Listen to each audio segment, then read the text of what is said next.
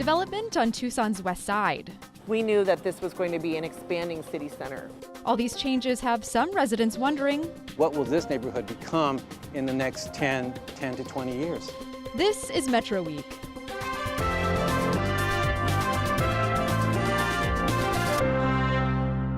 Hi, I'm Vanessa Bargefield. Welcome to the show. This week, we're taking a look at Tucson's west side, focusing on the changes underway at the base of a mountain, with Caterpillar moving in and as the Mercado San Agustin grows. But first, a look at the week's top stories from the Arizona Public Media newsroom. Republican Senator Jeff Flake announced this week he will not be seeking re-election in 2018. Flake has been a strong critic of President Trump since last year's campaign, though he has consistently voted with his party in the Senate. During Flake's speech, he called for a return to traditional conservative values and said the Republican Party has abandoned its core principles. Flake gave no indication of what he'll do after he leaves office. The National Park Service is considering an increase in entry fees for 17 parks in the U.S. West. Visitors to the Grand Canyon, Yosemite, Yellowstone, and other national parks would be charged double the original amount, paying $70 per vehicle for a weekly pass. Other parks would nearly triple in cost. The increase will go towards a backlog of maintenance and infrastructure needs. A 30-day public comment period begins next week. As the number of jobs in Arizona grow by nearly 2.5% each year, Tucson lags behind the state average.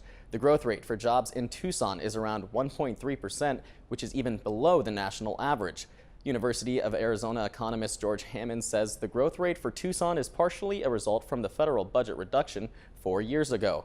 Tucson's job growth has been based around jobs that tend to have higher wages, such as aerospace manufacturing and healthcare. For more information on all of these stories, you can visit our website at news.azpm.org. Regina Romero has represented much of the west side on the Tucson City Council for almost a decade, coming into office at the beginning of the worst financial crisis since the Great Depression. We went to her offices recently to chat about how the area's changed since she was first elected in November 2007. When I first got elected, the Cushing Street Bridge, the Luis Gutierrez Bridge, was not there. The streetcar was not there. We had landfill throughout the west side. We had completed, as the city of Tucson and the old Rio Nuevo, had invested in the archaeology and looking at and uncovering all of the archaeology.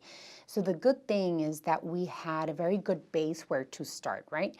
And we've had for more than 30 years advocates for our history, historic preservationists, neighbors in the west side that have always believed that the birthplace of Tucson is a place that we should invest in as a community.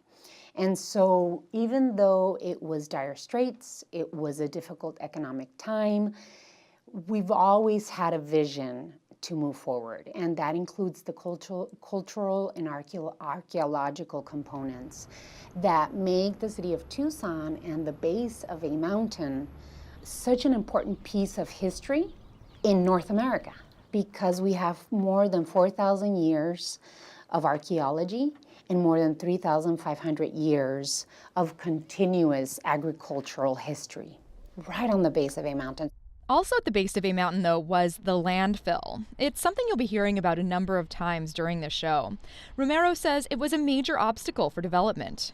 It really was something that stopped us completely because it is an expensive proposal to remediate it. So how was it that a landfill came to be built on top of what's now known as Tucson's birthplace? Because of decisions made by previous administrations to build the TCC and the gentrification and displacement that happened with Barrio Viejo. Families started moving from Barrio Viejo into the west side, into the south side, and the west side was not really valued. The history got lost.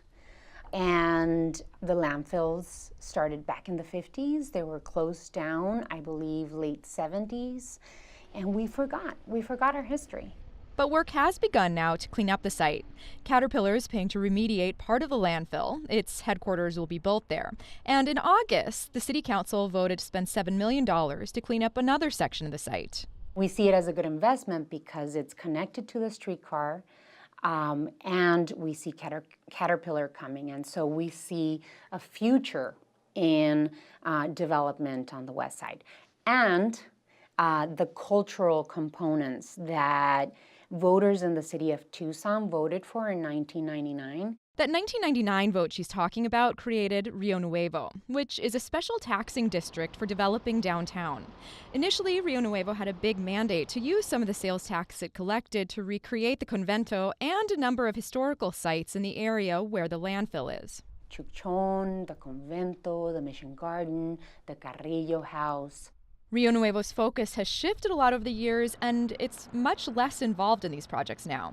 But Romero says they remain a major priority in Westside development. We need to make sure that those cultural components are still part of the vision and that we move forward in the direction of getting them built.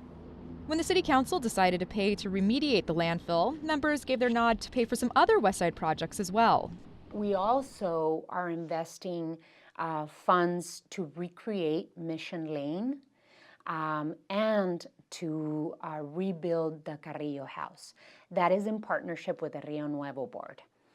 We're also going to fund $600,000 worth of improvements to Barrio Sin Nombre, a barrio that is very old, very historic. There's families that have been there for generations, and it has crumbling infrastructure, so we need to make sure that we put new streets and walking paths and lights so that it is up to par in terms of quality and reinvestment as the other newer neighbors in the area. What efforts are you and what efforts is this Tucson City Council taking in order to make sure that the longtime residents of this community can stay? My office has been pushing historic preservation and historic tax credits. So bringing in Menlo Park and other communities into historic status so that they can claim 50% discount from the property taxes. For me, affordability for families and seniors has been a very important issue. And as you can see, we have a Sentinel Peak senior housing project that was built, and that houses, I believe, about 100 or 140 residents, and it's built, and it's a beautiful, affordable senior housing over here on the west side. And we're also building West End Station. That is another 70 units of affordable homes for families. And so part of preserving affordability in an area is making sure that as you're planning development, you plan affordability right along with other buildings coming up. The Gadsden Company is a major player in Westside development. The family-run company owns the Mercado San Agustin and is a partner in the currently under construction, low-income West End Station housing development. It's to serve families and working people that in a series of studio 1, 2, and 3 bedroom units that are making up to 60 to 65% area of median income. So the lower end of a market rate spectrum in a high quality urban infill building that looks absolutely similar to the market rate product that we'll also be building in our second building to start construction this year, which is called the Monnier Apartments. Weinstein and his wife Kira Dixon Weinstein have been working in the area for more than 12 years. And they say gentrification is something they've been conscious of since the beginning. But they've been working to develop the area in a way that benefits the long-term residents as well. This parcel of land was originally there was nothing here. So on one hand, I think the neighborhood is thrilled that there are jobs being produced in their neighborhood. And luckily, this very proactive neighborhood association went about getting historic status to protect property tax rates for people that live in the area. So there are some protections for people that want to stay, that, you know, so that hopefully nobody would ever be pushed out by these changes.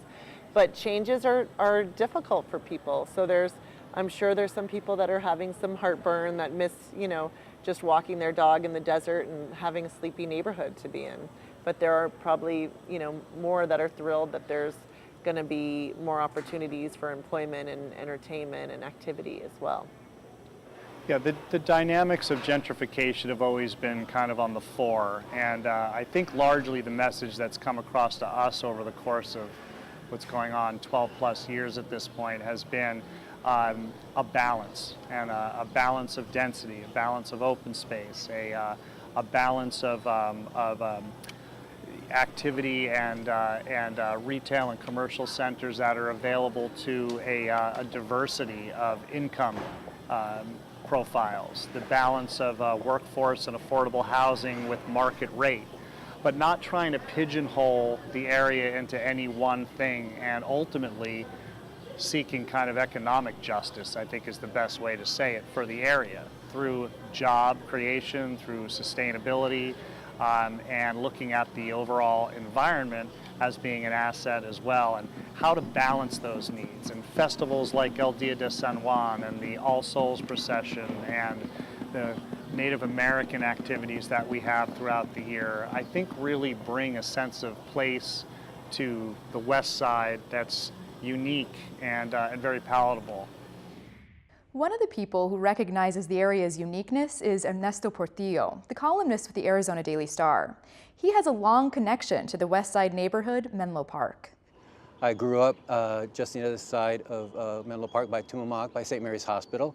My grandparents, my father's parents, after immigrating from Mexico, lived on Alameda, where I live now. I live a block away from where they lived. And I went to Menlo Park School for my first 3 years. Portillo, who goes by Neto, says the neighborhood's been in a constant state of evolution since long before his childhood. Historically, Menlo Park was an agricultural zone after Spanish colonizers arrived in the 1800s. There were farms here, and you can see early plots, plans, sections, and Romero, Aguirre, and there were Anglo farmers as well here. But in the beginning of the 20th century, early 1900s, most of that land was already bought up. The river was drying up, I should say. And a developer bought this area and named it Menlo Park after Menlo Park, California. He had this vision of this wonderful place that he was going to create. It didn't quite work out that way. He did build some homes and families did move in. Some of the homes here date back to the 1920s, not many, however. In the original development of Menlo Park, there were deed restrictions. No Mexicans were able to live here. Over years, not long, but over some time, those deed restrictions evaporated. And by World War II, or soon thereafter World War II, this becomes a Mexican-American middle-class neighborhood. And certainly, most of the housing stock was built after World War II, 50s and to the early 60s. And now we see Menlo Park, again, still as a Mexican-American neighborhood, but that is changing. It's become an attractive neighborhood for young families, for young couples, non-Hispanic, non-Mexican-American, who want to be in this neighborhood because it's close to downtown, it's close to Mercado, it's close to U of A, and Tumamoc. People love to walk Tumamoc like we do. Neto says there have been a lot of good changes in the area. Well, positive changes are the development. You have some stores, you have a few restaurants, you have more activity, people coming to the West Side for recreation.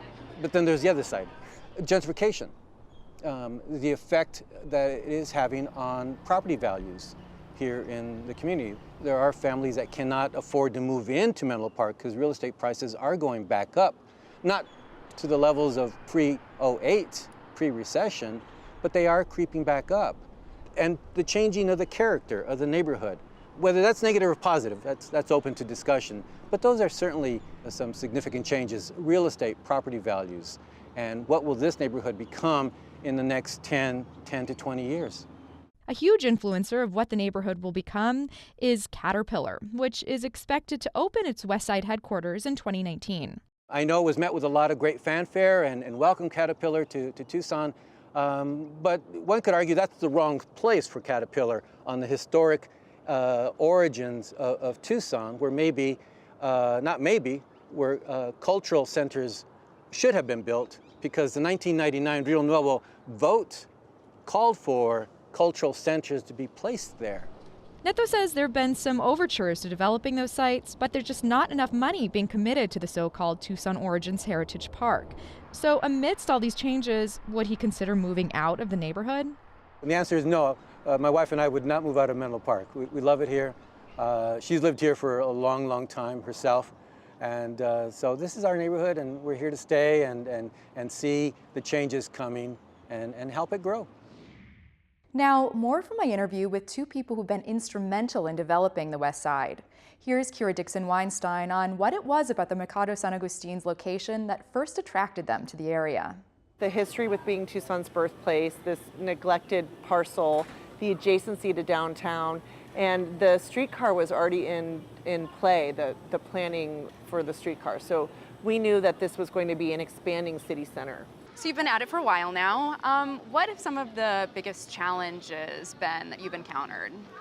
Well, we weathered a huge recession. That was pretty fun. And negotiating with the city has been a long process. The city is very guarded because I think they've had a lot of developments not come to fruition that they had tried to champion in part with sort of some of the changes within the Rio Nuevo district and the dynamics of downtown, and then the housing economy collapsing. As well as shifts in the council in terms of its its members and different interests, and some willing to support what had gone on previously, and others maybe less likely to do so, and just the overall dynamics of the compression of everybody wanting to see activity. And it's only been the past 2 to 3 years where we've really seen it kind of moving at a robust clip, and now beginning to pollinate here on the west side as well.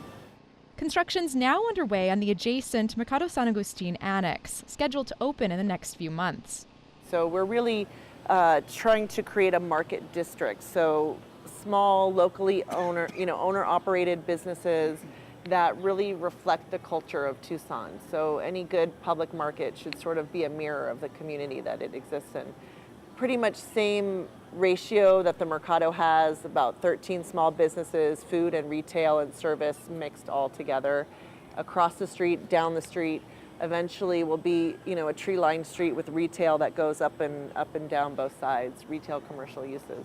Part of the dynamics of a successful market district, like in other communities in the United States, like Pike's Place comes to mind, of course. It's above and beyond just the mercantile and commercial and locally maker-based activities that go on, but it's also about supporting a vision for housing and community, and in certain cases wellness is a big component of our overall thinking, access to the natural environment, and the benefit of our adjacency to a high quality, affordable health clinic like El Rio Health Center. All of those pieces are a significant component to why this becomes a place that has a lot of different layers to it. We wanted to build buildings that would be here for hundreds of years. This wasn't just a quick turnaround and we're out of town. We oftentimes joke that we're building a future historic district. And how much of a game changer do you think Caterpillar's entrance will be? Caterpillar is a huge game changer, without a question. To have a company of that stature with that many employees, especially with their overall salary base, being $100,000 kind of minimum, is tremendous. That's going to create a huge boon to the local economy, not only in terms of them going out to dine or stopping in the mornings for coffee, or just enjoying the other aspects of this wonderful urban desert environment that is being built out. I think they're poised to be a terrific neighbor and community supporter of the activities that are near and dear to the west side, as well as help be catalytic to the balance of the development that we hope to see south of Cushing Street with Tucson Origins Heritage Park, the continuation of the evolution of Mission Garden, and some of the other activity that at least seems to be in the ether for around that south end of the Cushing Street area. They say they're pleased with the recent energy and momentum, and that their entire project on the west side has been a very long time coming. It's been a difficult process. It's been a labor of love. This is a development that has come about not only by vision, but by true grit and commitment. And I think the commitment that this area has seen by its people, and then us being welcome as newcomers with a level of maybe different experience and hopefully some level of expertise, to come in here and work together to organize it in a manner that creates a 100 to 200 year environment that we're all proud of, and something that really is truly sustainable in a truly meaningful way, something that we can be proud of, and that our children can be proud of. And I know that sounds corny at a level, but relative to looking at your standard developer-oriented master plan communities, this has a much more deeply rooted authenticity to it, and the benefit of time has really played into to our favor, I think, even though it's been a struggle. But what we're bringing to Tucson, I think, is singular, and we're thrilled to be able to be part of enhancing our community. By now, you've heard the West Side referred to a number of times in this show as Tucson's birthplace. We went to Mission Gardens to learn about its ancient and more recent history. This is a site that has been cultivated continuously for over 4,000 years. So it's a really special site. That's the longest history of agricultural cultivation in North America.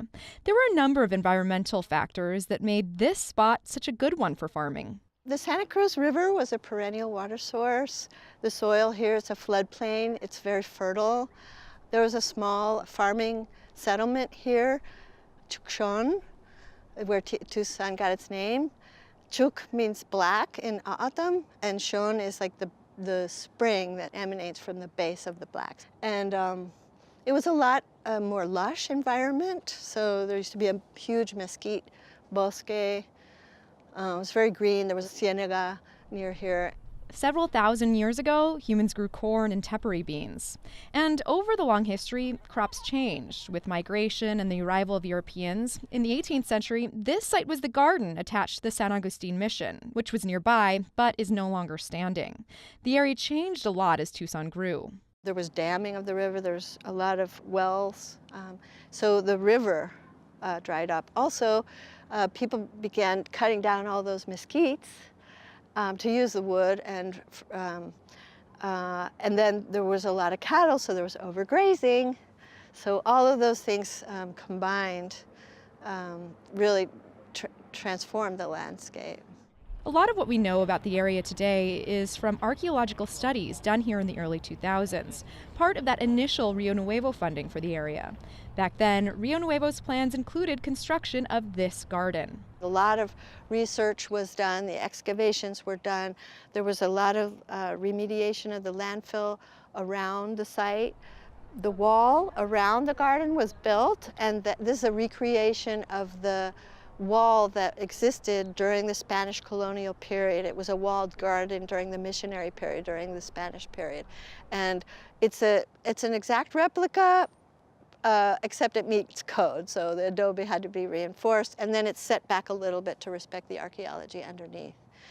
But then 2008, there was a lot of funds were spent and on those invisible things, right? On the research, on the archaeology, on a lot of plans. And then, of course, came the economic crisis. Most of the funding that was supposed to be used to develop Mission Gardens and the rest of the cultural sites here in the larger Tucson Origins Heritage Park dried up. A group of people got together to form the nonprofit Friends of Tucson's Birthplace in order to make sure the project weathered the economic storm and picked up where Rio Nuevo left off. And say, hey, you know, let's at least grow the garden. The wall is there, and it's just an abandoned, empty site. And so Friends of Tucson's Birthplace had a few came into an agreement with the city of Tucson, the Pima County, because it's a Pima County park, and to operate the garden for 5 years, and we just renewed that, that agreement and maintain it. And so we planted the first trees of the Kino Heritage Fruit Trees Orchard in February of 2012, and ever since then it's just been a work in progress, and it still is a work in progress. And thankfully we have a lot of very dedicated volunteers and donors, and and it's a challenge, but we're getting there. Mission Gardens is just the first project in the larger Heritage Park. Other plans, which you've heard about earlier in the show, include rebuilding the Carrillo House, which the city recently allocated money for, rebuilding the Convento, and more. I see a small Native American village and a lot of interpretive facilities so people can visit and learn about the culture here, all the fascinating multicultural history that we have here. And the environment, all in one complex, really close to downtown. So amidst all the change and development in the West Side, it's very possible that a large part of this area in the future may look much like it did long, long ago. This is Tucson's birthplace. It's what makes us special. It's our history. It's our connection to the land, to the culture, to what makes us who we are. It's tasting history. So you can actually taste the food that was grown here on this very soil by different cultures over time. Sentinel Peak, or A Mountain, is one of the West Side's most iconic landmarks. In the past, the University of Arizona marked the beginning of its homecoming festivities by burning the A.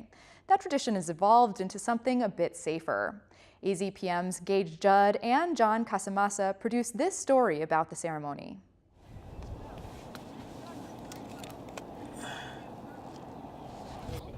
We're here with Bobcat Senior Honorary to kick off 2017 homecoming, lighting up the A with flares, and we're excited. We're honored to do it, and lighting up the A is something we've really looked forward to the entire year. Tonight we are kicking off homecoming. We have our Lighting of A Mountain celebration. We have the Bobcats Honorary up on Centennial Peak. They're lighting up the A, and we're just having a homecoming kickoff party down here. This is definitely a community outreach event. We want the community to come and start off homecoming right with us. We have free food, we got music out here. The Alumni Association is really trying to get that outreach to the community so we can bring in the families, bring in the fans, and get homecoming kicked off in the right way. Oddly enough, this is the first time I've ever seen the lighting of the A. I've actually never seen this, and I've been here my whole life. So I think there's a lot of traditions that happen here related to the university, local stuff that we do. I think it's good that they keep this stuff going. I think it's a great connection to the university. Something, again, we take a lot of pride in, and it's just a great spot for students to be. These are memories that will absolutely last a lifetime. This is something we'll remember for a long time, and with the people you're with and the events that are happening, it's really a special time of the year. So, I'm happy that this is the beginning of homecoming week. Welcome everybody, it's going to be a blast. We start tonight with the lighting of the A. If you're here, you're part of the Alumni Association. If you're here, you're a Wildcat for life, and that means not just while you're at the University of Arizona, but for the rest of your life. Right? All right. So have a great time and bear down. Just light one, go around and just touch the top of each one of them, and they'll all light just from one of them, okay? Countdown, are we ready? 5, 4, 3, 2, 1! There we go!